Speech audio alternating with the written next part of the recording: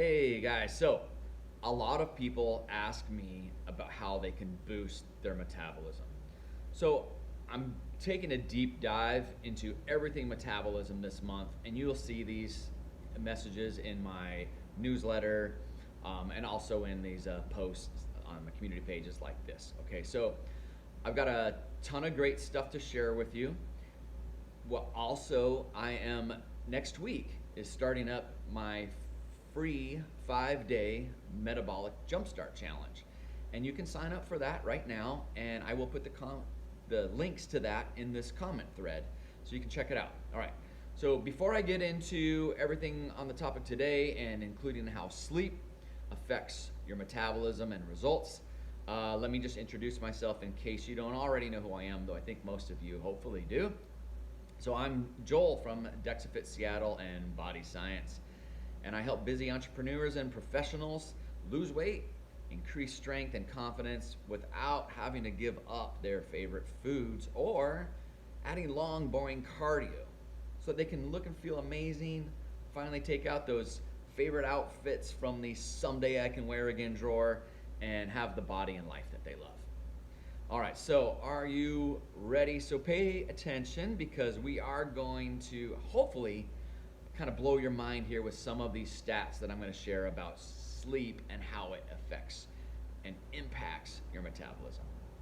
All right, so first I'm going to lay down a little bit of groundwork with a really kind of simplified explanation of what your metabolism actually is. So we tend to kind of think of this metabolism as like a thing, right? So kind of like your body's speedometer that controls the rate that your body burns energy. But metabolism actually is a pretty complex process, right? So where your body turns the food you eat into energy, right? That's the way you can kind of think of your metabolism. You eat food, it converts to energy. And since you have dozens of trillions of cells, you can kind of imagine that how complicated that whole process can get. All right, so there are a fairly long list of things that can affect your metabolism. It's not that long, really. We can kind of condense it down. But in that list, there's a lot of things that you can't control, all right? Like your age, genetics, whether you're a male or a female. There's interesting stuff about maybe the way you were born and sort of that fetal environment. But these are things that you really can't change. But the good news is there are a lot of things that you can do to rev up or slow down your metabolism based on your lifestyle choices. And as you may have guessed, sleep falls into that category. All right, so is sleep an issue for you? If it is, hit that little thumbs up or that like. And if you're one of those like lucky people who can sleep with no problem, I envy you. But I don't know, maybe give me a heart on that one so I kind of know which side you're on. All right, so have you ever had a bad night of sleep and then you felt hungry for like the entire day? So this is because your body's hormonal system takes a hit when it doesn't get enough sleep and rest. All right, so have you noticed that? Give me a like if you've noticed that. So scientists believe that this is linked to a disruption mainly in two hormones called ghrelin and leptin. So ghrelin signals your body to tell you that you feel hungry. All right, so I like to think of as ghrelin as growling, right? Stomach's growling. So more ghrelin hormone produced, the more hungry I am. And then leptin signals when you feel full. So I like to think of this as sort of like your body's shut-off valve, or maybe like you're tapping the brake on the car, right? So ghrelin, you're feeling hungry. Leptin, that hormone comes out and it starts shutting off, and like you feel more full. All right. So now what happens when you don't get enough sleep is your body releases more of the hunger hormone, ghrelin, and less of the I'm feeling full hormone, leptin.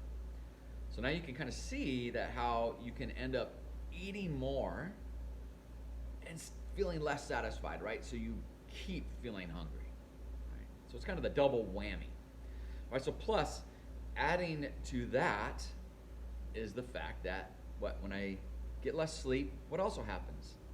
What happens to willpower? Willpower goes way down, doesn't it? All right, so you're not getting enough rest can also activate a part of your brain that is especially sensitive to seeing and smelling food, which can make you want to eat even more.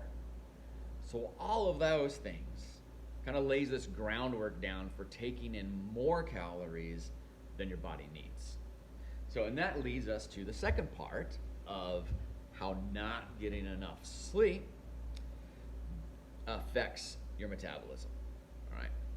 So energy is increased, and the second part has to do with the burning off of that fuel. All right. So have you ever had a few bad nights sleep in a row, and you notice that when you step on the scale, it's going up, right?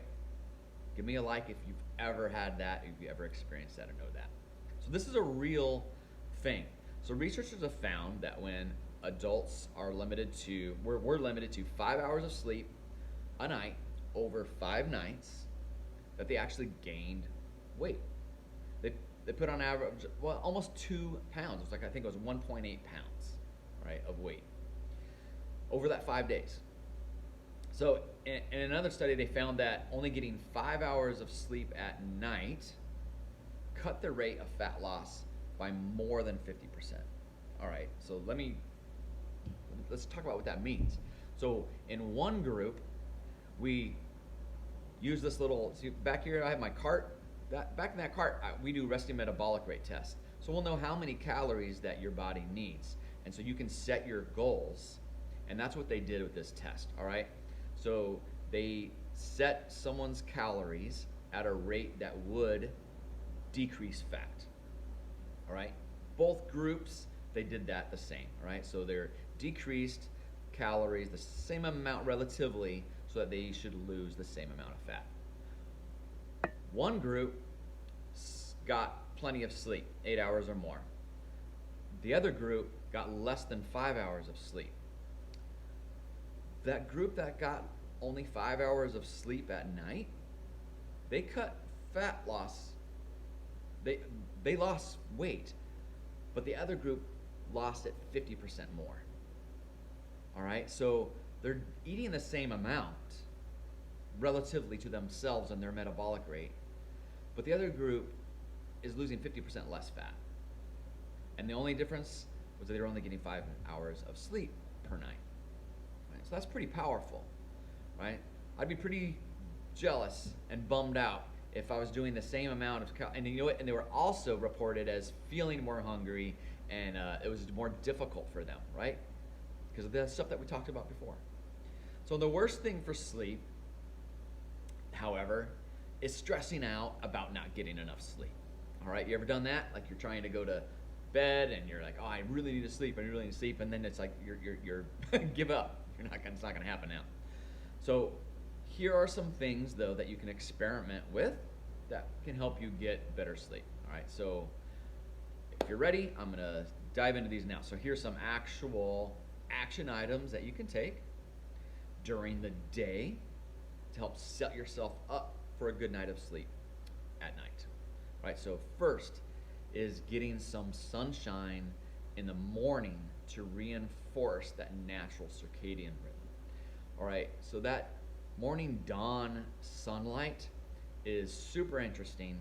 So not only does it help with resetting your circadian rhythm, we have sensors in the bottom of our eyes that pick this up, but our skin also takes in that daylight and that, anyway, there's some cool stuff with that. I won't go into depth with it here, but morning sunshine, super important and interesting. Cool experiment to try is just try doing that. Also, sneak in, number 2, sneak in some exercise during the day. So among many things, this can help with your body's stress hormones, and will make you feel more physically tired so that your body actually wants to sleep at night. So 3 is let's talk about naps. So if naps get in the way of your sleep routine, you probably should try to avoid them, especially in naps that are later in the day. So a short nap at lunch is after lunch maybe is fine if you're one of those lucky people that you have time to do that. Cool, hats off. But otherwise, again, trying to avoid naps later on in the day, especially, is can be very important. So 4 is some people find that having coffee or a caffeinated beverage after 2 p.m. can impact their sleep. Now, there's two kinds of caffeine metabolizers. You can be a fast metabolizer, and that would mean that maybe you can have the caffeine a little bit later in the day because that runs through your system pretty quickly. However, fast metabolizers, they really can notice and feel that drop off in caffeine, and that can have some negative effects as well. Where if you're a slow metabolizer like myself, you may not even notice the effects of caffeine because it's such a kind of a gradual burn. You don't get that drop off, you don't even get that initial spike at the beginning. And so you feel like, and just like I've said, I was like, oh, I can drink as much coffee as I want. It doesn't affect me. The problem is it actually does affect you because you still have that caffeine in your system for a longer period of time. So cutting it off 2 o'clock, 4 o'clock, depending on when your bed is probably going to be beneficial.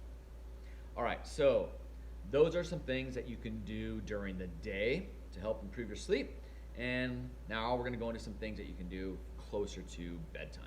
So first would be avoiding heavy meals for at least a few hours before bed. It does look like maybe 4 hours before bed is probably a good time to have that last meal unless you're doing some sort of nighttime feeding. And also, even more importantly, is stay away from alcohol since that can contribute to restless sleep. Alcohol you might think is like, it's just kind of like a wind down. I feel more relaxed. Now I'm ready to go to bed. But it actually has the opposite effect on your sleep. Your deep sleep is poor, REM sleep's not very good, and you find yourself being more restless throughout the night. So another helpful thing to do is, again, with lighting. So try to dim your lights in your home. Maybe you use more candles. If you have red lights, you can use red lights. And try to do this at least an hour or two before bedtime to start signaling to your body that it's time to go to bed. You can also wear like blue blocking glasses at night. You can get some expensive, cool looking ones, or you can just get some for pretty cheap. Get I think I saw them on Amazon once for like a bundle of like 10 of them for, I don't know, like $15 or something. So like a couple bucks for some blue blockers.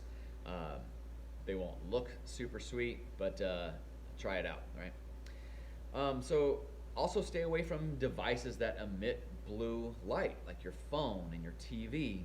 There are some apps that you can use to block some of the blue lighting and things, but if you can actually just step away from those things, even better. And then, plus you definitely want to make sure that your bedroom is sleep friendly, kind of setting up that sleep cave. So it should be dark, it should not be too hot, and it should be nice and quiet. Look around for any like blinking lights and different stuff like that you can get rid of. Keep the room cool is going to promote better sleep. And then you might also want to try adding some white noise. And there are some cool apps and different devices that you can try. If you have like a device like an Alexa or something in your room, I recommend one called Ambient Noise. And there's a couple settings on there I like. There's one called Airplane. That's just, I fall asleep on airplanes, or at least that sound is comforting. And there's one I like called Space Deck that you can try too. All right. So white noise. And then the last one might be tough, but if you're used to sleeping with your dog or cat on the bed, you might want to try changing that up for a few nights and seeing if that helps. All right, that could be a tough one, but try it and see if there's a change. All right, so think about these things as an experiment to kind of find out what helps you sleep better, what works for you. So, all the cards are on the table. Pick and choose which ones you want. Maybe you try all of them, or maybe over time, kind of start adding these together, which is something that I might recommend. If none of those things seem to work for you, it might be worth bringing this up to your doctor on your next visit, because your sleep really does affect so much beyond just your metabolism. So, again, I will have the link to the 5-day metabolic challenge in the comments.